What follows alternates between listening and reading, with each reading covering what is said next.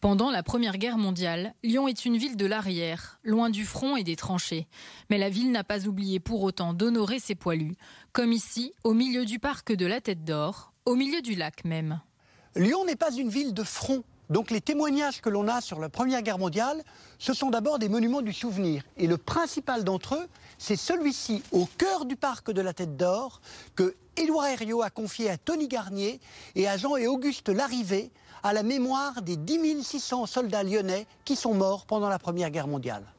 Et tout autour du monument se déploient les noms des soldats lyonnais qui sont morts pendant la Première Guerre mondiale. Le deuxième lieu mémoriel est une enclave italienne en plein 8e arrondissement, le Carré des Italiens. Il n'y a pas que des Français qui se sont battus, il y a aussi des Italiens qui ont été soignés dans les hôpitaux lyonnais et dans le nouveau cimetière de la Guillotière. Ce monument rappelle les 144 Italiens qui sont morts à Lyon pendant cette guerre. Au pied de la statue, le soldat n'est pas en uniforme, mais il est nu, parce que ça représente la condition du malade qui était à l'hôpital.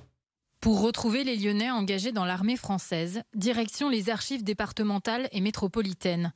Dans ces couloirs, sur ces étagères, les traces des jeunes combattants du Rhône sont encore là. Et le dernier lieu du souvenir, ce sont les archives départementales et métropolitaines qui conservent les registres de conscription de tous les jeunes de Lyon et du département du Rhône qui sont allés se battre pendant la Première Guerre mondiale. Par exemple, Marius Berthaud. Il a été incorporé en septembre 1914 et il est mort au front en avril 1915, il avait 21 ans.